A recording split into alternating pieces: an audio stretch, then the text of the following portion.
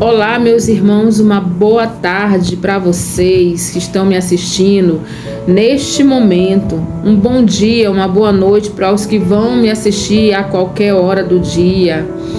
Me chamo Tatiana, o meu canal de leituras, é um canal que fazemos a leitura de vários livros, inclusive a palavra do nosso Criador e Pai, Yahweh, que você conhece como Deus, mas o nome verdadeiro do nosso Pai é Yahweh, tá? Aqui está o nome Yahweh, Shua, salvação, significa salvação. Por quê? Porque o Pai salva através do seu Filho. Por isso o nome do Filho é Yahushua.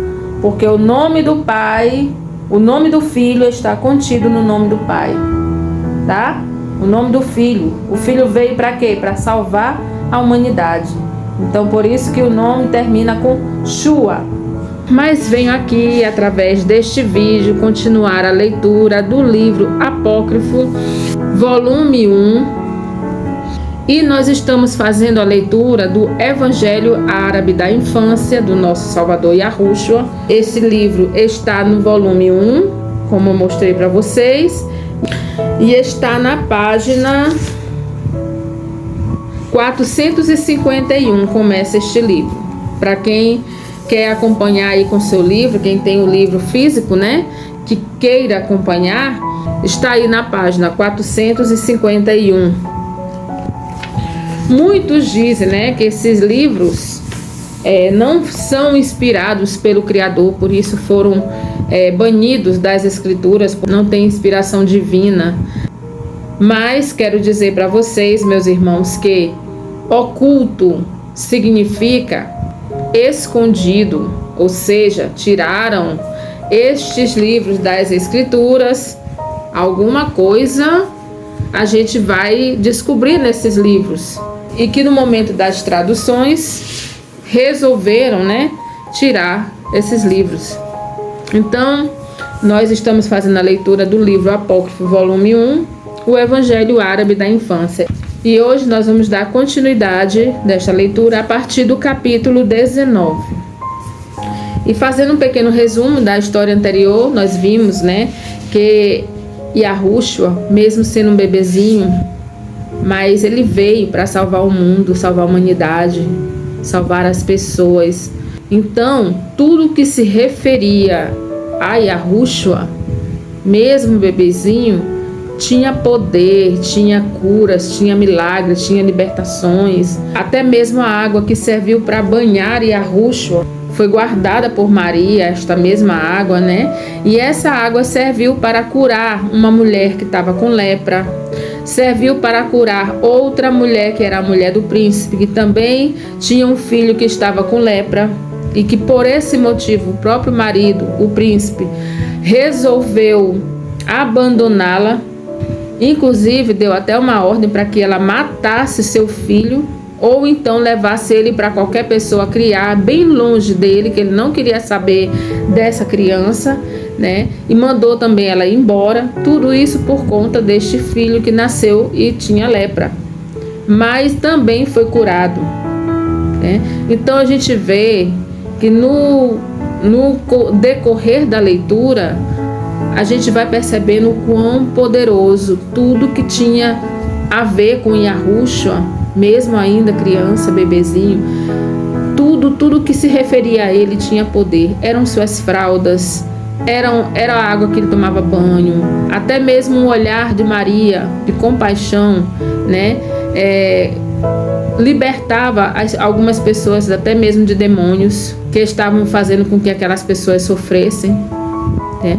Então são histórias que, ao meu ver, se nós estamos falando do Filho do Criador, por que duvidar desse grande poder que ele tem? Até mesmo quando criança, por que duvidar? Também vimos que esta mulher que foi curada da lepra, ela pediu para seguir Maria, seguir Yahushua, e ela foi com eles, seguindo eles, né? Então, foi uma seguidora que começou a andar junto com Maria, com José e com Yahushua. tá bom?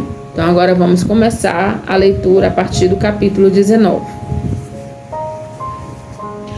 Em seguida, chegaram a outra cidade onde deviam pernoitar. Foram à casa de um homem recém-casado, mas que, atingido por um malefício, não podia desfrutar sua esposa. Mas após haverem eles passado a noite perto deste homem, eles quem? José, Maria e Yarúshua e a mulher que estava seguindo, o encantamento quebrou-se. Olha só o tamanho do poder. Só em passar perto. Aí a gente vai lembrar da história da Bíblia, onde aquela mulher que sofria há muitos anos, né, com o fluxo de sangue, né, sofria há anos. Bastou ela tocar na orla da manta de Yarúshua, ela ficou curada, meus irmãos. Então aqui também está dizendo que só no passar perto, as pessoas que estavam ali perto, que tinham alguma enfermidade, que sofria de alguma enfermidade, que estava acometido por demônios, eram libertos e eram curados. Quando o dia amanheceu, preparavam-se para prosseguir a viagem. Porém, o esposo impediu-os de partir e preparou-lhes um grande banquete, porque ele foi curado, né? Então ele queria fazer ali um agrado para Maria, para José, pelo fato dele ter ficado curado. Ele queria agradecer de alguma maneira. Então ele impediu eles continuar a viagem até eles participarem desse grande banquete. Capítulo 20. No dia seguinte partiram e, ao se aproximarem de outra cidade, viram 3 mulheres que se afastavam de um túmulo. Vocês estão percebendo que Maria e José, com Yarúshua no colo, estavam viajando de uma cidade para outra. Até então a gente não está vendo os nomes dessas cidades, mas eles eram viajantes, tá?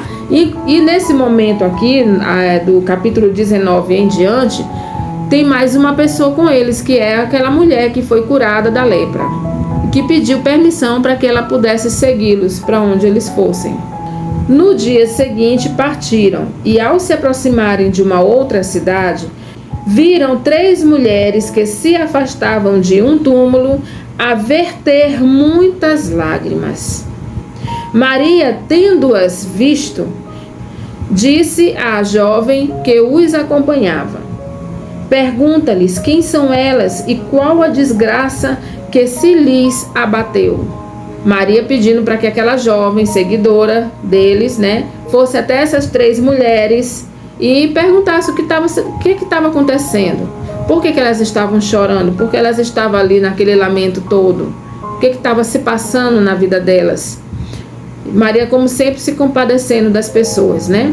Até então, meus queridos, nós estamos percebendo que Yarúshua é um bebê. Então, quem está ali tendo esse controle de todas as coisas ali naquele momento é a mãe.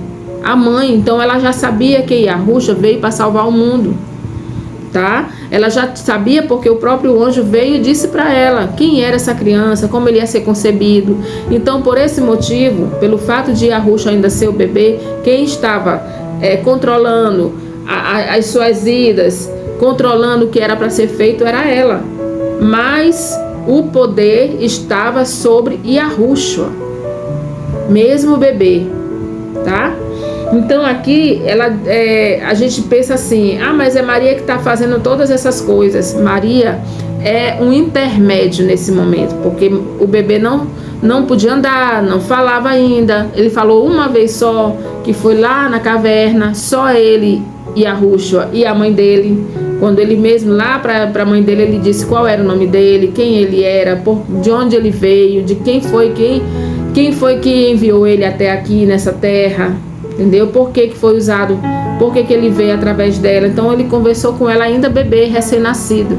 Ali foi uma conversa entre ela e ele, tá? Então até então ele falou somente naquela vez. É um bebê, não falava, não andava ainda. Era um bebê de colo.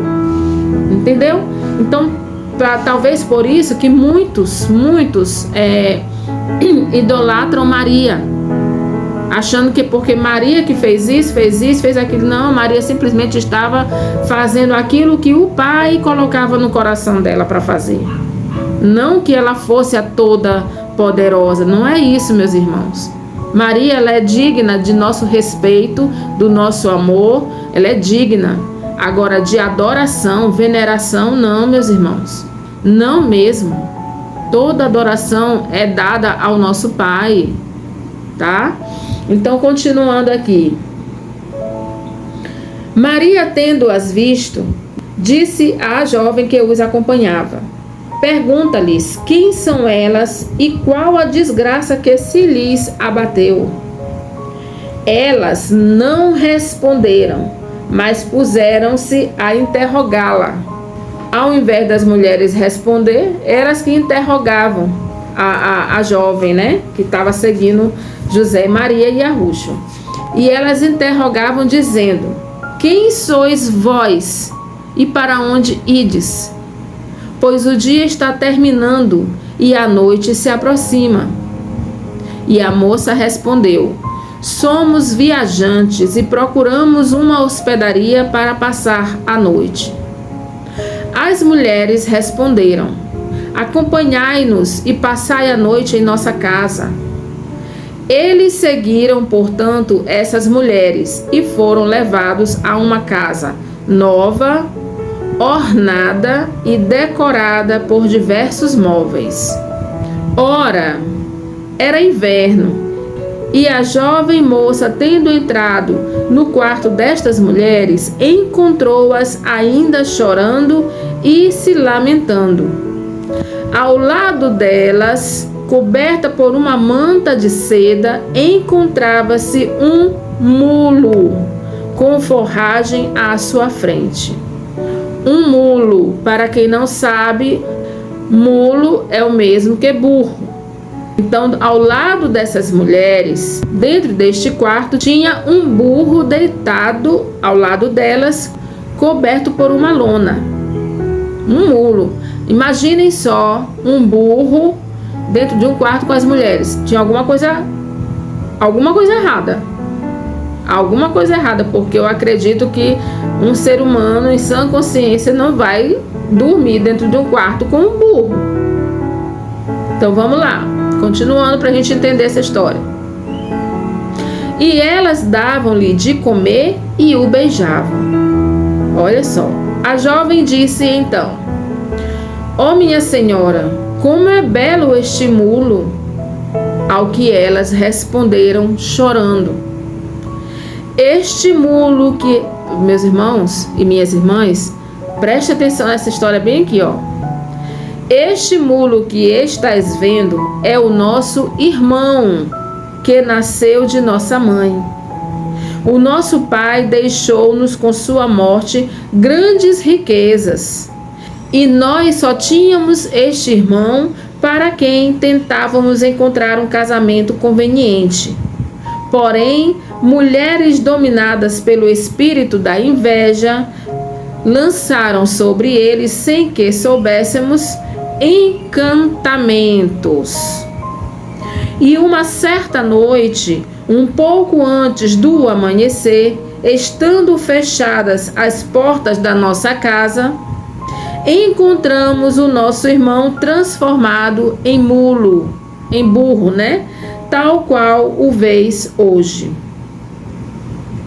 Entregamo-nos à tristeza, visto que não tínhamos mais nosso pai para consolar-nos.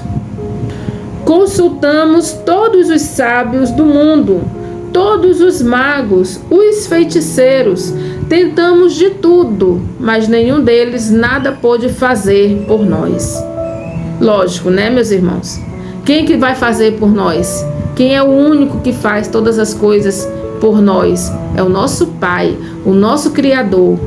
Triste de quem procura essas ajudas em outras coisas. Triste. Eu fico triste quando eu fico sabendo de alguém que deposita confiança em outras atividades, em outras coisas. Eu acho que você está entendendo o que eu quero dizer.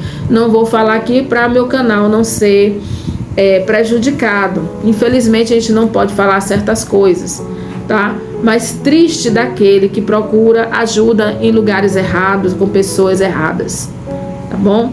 E aqui elas fizeram isso, elas foram procurar com magos, com feiticeiros, com sábios, elas foram procurar em todas essas partes e não aconteceu nada. Eles não puderam fazer nada pelo irmão delas. Eis, porém, sempre que o nosso coração está a ponto de explodir de tristeza, nós nos levantamos e vamos junto com a nossa mãe, que aqui está, ao túmulo de meu pai, e após haver chorado, retornamos para cá. Meus irmãos, vou dar uma pausa aqui para explicar algo para vocês, que eu fiquei curiosa sobre isso, né? Porque assim, quando a gente faz essas leituras, primeiramente a gente, né? Quando faz uma leitura nesse nível, o que a gente pensa? Isso não é verdade. Não. Um ser humano ser transformado por um burro, um mulo, um burro, ou qualquer outro tipo de animal, será que isso aí é verdade? Será? Bom, meus queridos, é o seguinte, cabe a cada um de nós decidir em quem vai acreditar ou não, tá? Mas eu fui fazer uma pesquisa na internet, diretamente com o Google, e descobri algo fazendo essa pesquisa. Como foi que eu fiz essa pesquisa? Eu coloquei assim: é possível um ser humano se transformar em um animal? Foi essa pergunta que eu fiz. E o Google simplesmente me respondeu da seguinte maneira, em algumas pesquisas, tá? Não foi só em um site não, foram em vários sites. Ele me respondeu da seguinte forma, e eu vou ler aqui para vocês.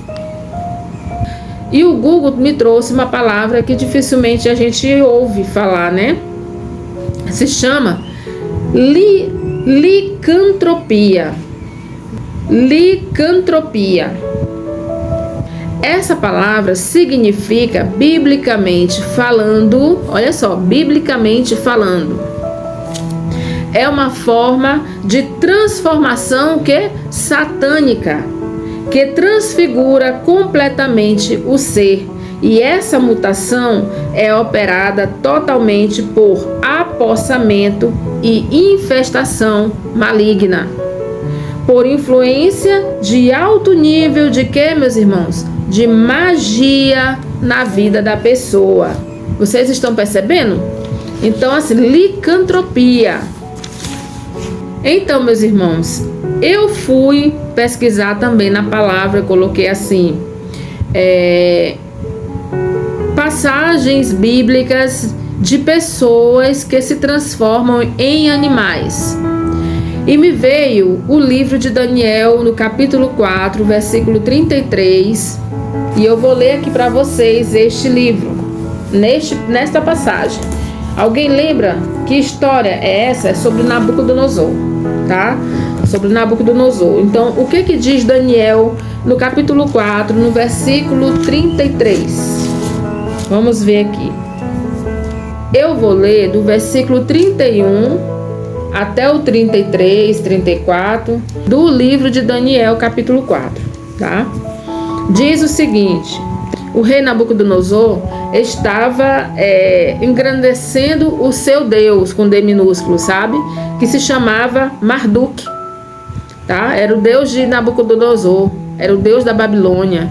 Então aqui ele estava glorificando este Deus deles, né? E mal Nabucodonosor falava, o rei, aí diz assim em 31, o rei ainda estava falando quando veio uma voz do céu que disse, essa voz era do pai, tá? Preste atenção, rei Nabucodonosor, este reino não é mais seu. Você será expulso do meio dos seres humanos. Ficará morando com os animais selvagens e comerá o quê? Capim como os bois.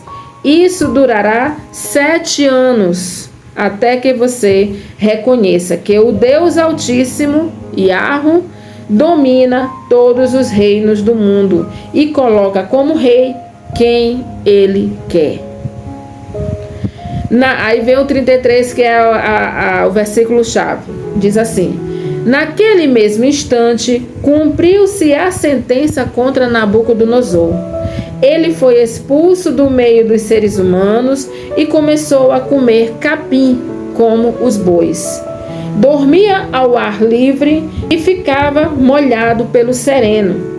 O seu cabelo ficou comprido, parecido com penas de águia, e as suas unhas cresceram tanto que pareciam garras de um gavião. Aqui teve traz uma mensagem para nós que Nabucodonosor ficou lá pelo mato, né?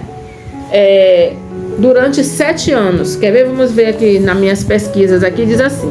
Eu botei assim eu escrevi aqui para não esquecer nenhum detalhe para nós, tá? Diz assim: em Daniel 4:33 fala de uma sentença que Iarro lançou sobre Nabucodonosor, onde ele ficaria por 7 anos como um animal, até que ele reconhecesse quem é o Criador de todas as coisas. E ele reconheceu, viu, meus irmãos? Esse animal no qual Nabucodonosor se pareceu, em algumas pesquisas que eu fiz, liga-se a quem? A um lobisomem. Quando se faz uma pergunta ao Google sobre qual o nome da doença que o rei Nabucodonosor teve, vejam bem, quando eu fiz mais uma pesquisa no Google, que doença Nabucodonosor sofreu? Botei nome doença, meus queridos, para ver se fugia um pouco dessa história de lobisomem. Eu botei doença. E a resposta do Google foi surpreendente para mim, do próprio Google. Trouxe para mim este nome, a da doença: licantropia.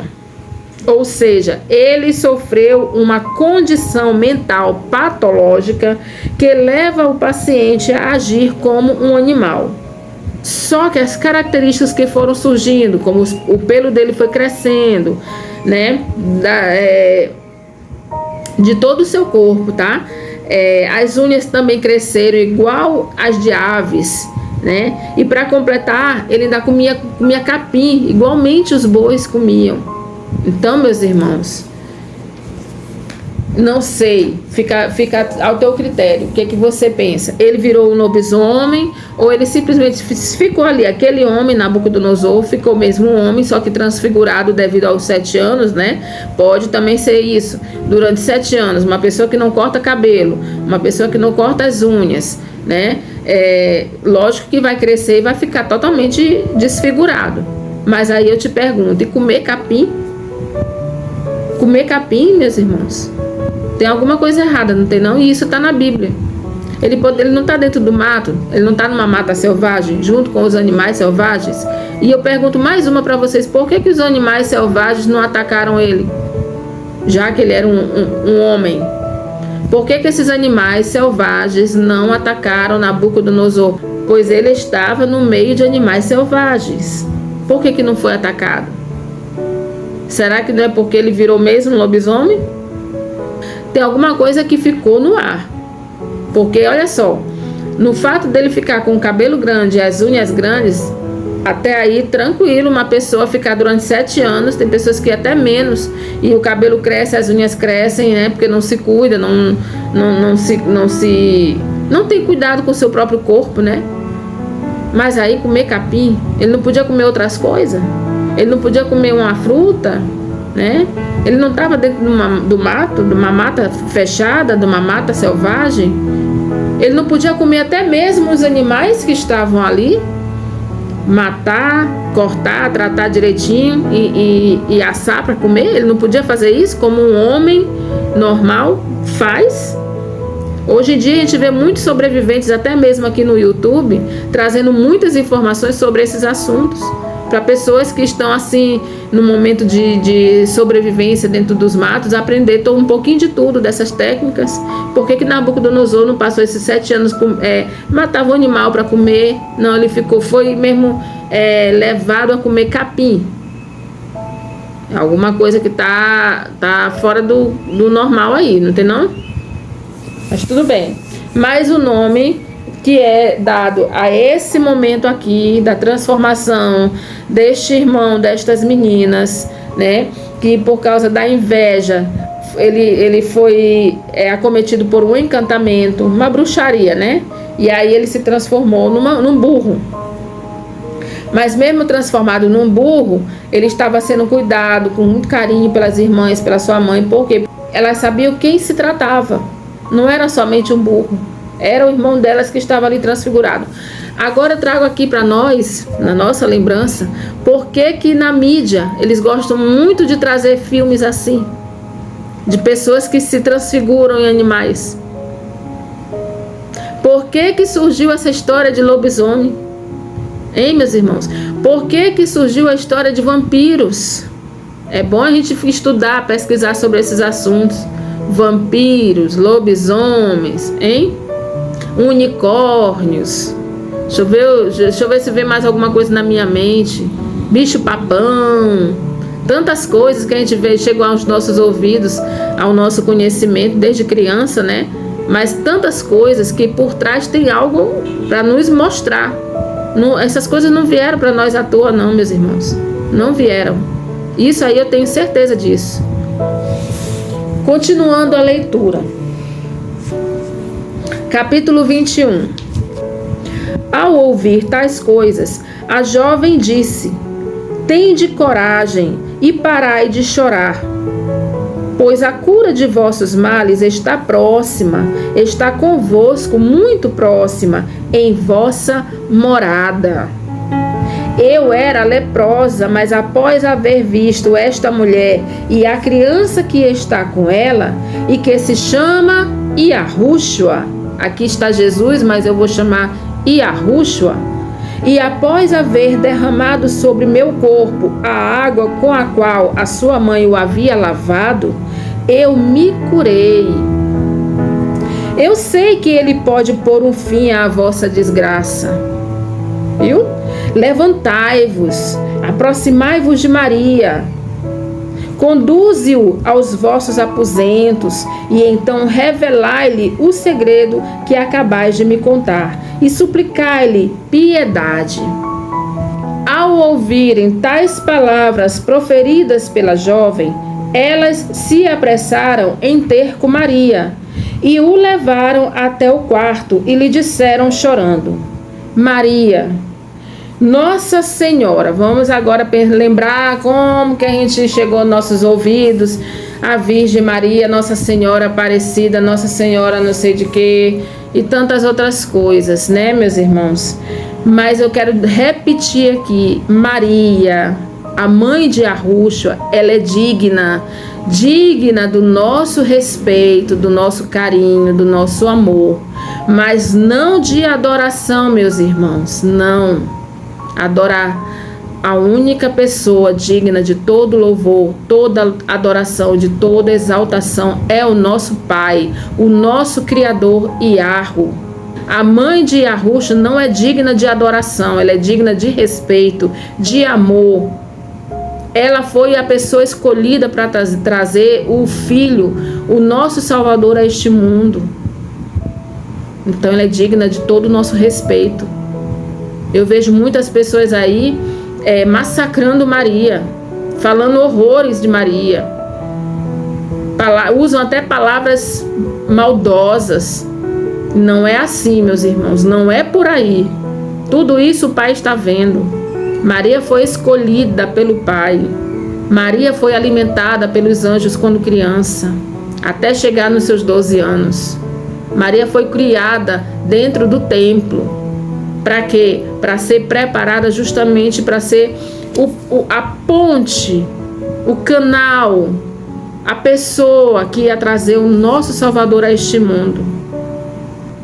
Maria, Nossa Senhora, tem compaixão de tuas servas, pois nossa família está desprovida de seu chefe e não temos um pai ou um irmão que nos proteja.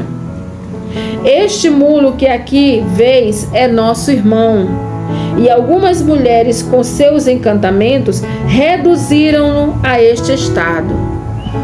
Rogamos-te, pois, que tenhas piedade de nós. Aqui, meus irmãos, está mostrando que elas estão falando diretamente com Maria. Rogamos-te, pois, que tenhas piedade de nós. A gente poderia dizer assim, por que ela não pediu para o menino Jesus? Ou para o menino Yahushua? Por que ela não pediu para ele? Não é ele que tem que... Não é ele que cura, que salva, que liberta. Não é ele? Não é Maria, é ele. Só que vamos trazer à nossa memória que Yahushua ainda é um bebezinho. Por esse motivo, elas recorriam a Maria. Mas que muitas pessoas,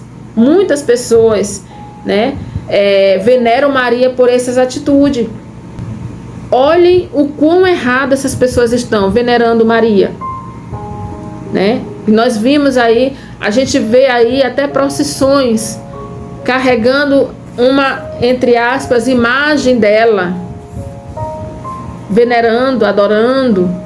Da forma como essas mulheres estão falando aqui, elas estão falando diretamente para Maria, porque Maria é a mãe de Yahushua e Yahushua é um bebezinho de colo. Ela diz assim, rogamos-te, pois, que tenhas piedade de nós, Maria. Então Maria, comovida e chorando como as mulheres, ergueu o menino Yahushua e colocou-o sobre o dorso do mulo, dizendo, meu filho, cura este mulo através do teu grande poder e faze com que este homem recobre a razão da qual foi privado. Viu? Nem bem estas palavras haviam saído dos lábios de Maria e o mulo já havia retomado a forma humana. E mostrou-se sob os traços de um belo rapaz e não lhe restava nenhuma deformidade. E ele e sua mãe e suas irmãs, olha, aí que eu digo para vocês, que eu falei anteriormente, que algumas coisas eu não vou concordar, tá bom? Mas até então a gente tem que perceber uma coisa. Até então aqui, eles também não tinham conhecimento de quem era Yahushua propriamente dito. Então, como eles estavam tendo esse contato diretamente com a própria Maria, é lógico que eles iam ter esse comportamento, tá? A gente entende que eles iam ter esse tipo de atitude. Olha o que vai dizer aqui, ó. E ele e sua mãe e suas irmãs adoraram Maria. E erguendo o menino acima de suas cabeças, o beijavam, dizendo, feliz de tua mãe, ó Yahushua, Salvador do mundo. Felizes os olhos que gozam da felicidade da tua presença. Ou seja, eles reconhecendo aqui quem era Yahushua de fato, mas estava aqui adorando Maria. Entendeu? Eles aqui renderam a adoração a Maria. Bem aqui, eu já não concordo. É uma opinião minha, tá? É um direito meu de não concordar, porque ela não é digna de adoração, ela é digna de respeito. Então, pode ser que por causa desses tipos de leituras, tá? É que algumas pessoas interpretaram dessa forma ao ponto de adorar Maria. Tanto é que essas pessoas que fazem isso, que adoram Maria, não sei se vocês já perceberam, a impressão que nos dá, quem está aqui de fora vendo essas coisas acontecer, a impressão que nos dá que Maria está em primeiro lugar e o Salvador em segundo lugar. Entendeu? Quando era para ser o contrário. Maria é para ser respeitada, o Salvador é para ser adorado junto com seu pai. Tá bom? Então, por esse motivo, eu digo aqui para vocês, eu não concordo com isso, tá? É uma opinião minha, um direito meu, mas você também tem todo o direito de discordar de mim, também respeito a tua opinião, tá? Nós somos livres para decidir no que a gente crê ou não, tá bom? Capítulo 22. As duas irmãs disseram à mãe, nosso irmão retomou sua forma primitiva, graças à intervenção do Salvador Yahushua e aos bons conselhos desta jovem. A jovem que foi o intermédio, né, delas com Maria e Yahushua. Porque foi a jovem que viu ela chorando lá no túmulo, chegando do túmulo. Foi a jovem que viu quando entrou no quarto ela chorando ali com o burro do lado. Então essa jovem que foi curada pela lepra tinha um testemunho vivo da própria experiência que ela teve, né? Ela também compartilhou com essas jovens, com essas meninas, com a mãe, que elas também poderiam ser alcançadas por este milagre, tá? E olha o que eles vão dizer aqui, ó. As duas irmãs disseram à mãe: nosso irmão retomou sua forma primitiva, graças à intervenção do Salvador Yahushua e aos bons conselhos desta jovem, que nos sugeriu recorrer a Maria e ao seu filho. E agora, já que nosso irmão não está casado, pensamos que seria conveniente que ele desposasse esta moça. Após haverem feito este pedido a Maria e haver ela consentido, fizeram para as bodas preparativos esplêndidos, e a dor transformou-se em alegria, e o choro cedeu espaço ao riso.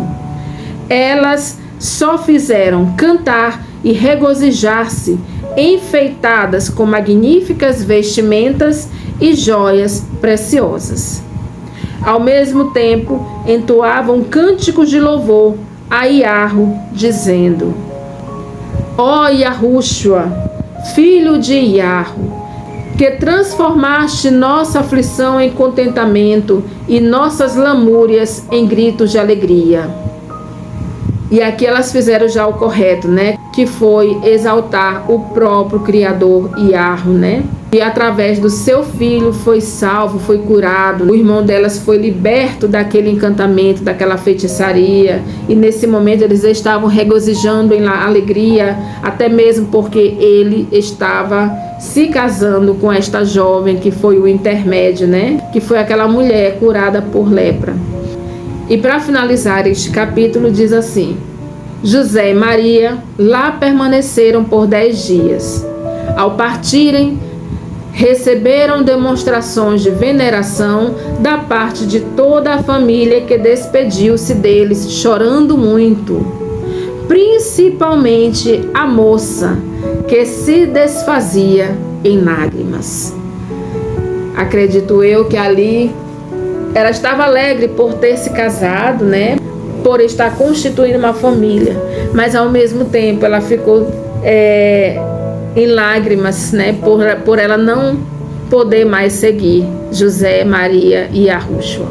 Mas como tudo na vida tem um propósito do nosso Pai, e muitas das vezes a gente não entende, tá? A gente não entende, tudo tem um propósito. Se tá acontecendo algo com você e você não sabe o porquê, pergunte para o Pai, para o Criador, Yahu, ou Deus, como você acredita assim. Pergunta qual é o propósito de todo esse sofrimento que você está passando, de toda essa tribulação que você está enfrentando. Pergunte para o Pai, não diga assim, por quê, Pai? Não, diga assim, para quê, meu Pai? A palavra certa é essa, para que está acontecendo tudo isso? O que vai acontecer na minha vida? Tá bom? E assim você deposita confiança no Pai. Meus irmãos, o sofrimento pode durar uma noite, mas no amanhecer vem a bonança, tá? Eu espero que você tome posse dessas palavras. Passe o que passar, mas nunca se esqueça que o Pai é contigo. O Pai está contigo e a Yahushua está contigo, tá? E te faço um pedido, porque eu descobri que o nome não é Jesus, meus irmãos, é Yahushua, tá? Faça essas pesquisas, procure saber qual é o nome do nosso Salvador, qual é o nome verdadeiro. Comece pesquisando sobre a letra J. Você vai levar um choque quando você começar a pesquisar como surgiu a letra J, em que ano surgiu. Você vai perceber imediatamente que não tem nada a ver com o nosso Salvador. Que todos fiquem na benevolência do nosso Pai Yah e na suficiência do nosso Salvador Yahushua. Um bom entardecer para todos.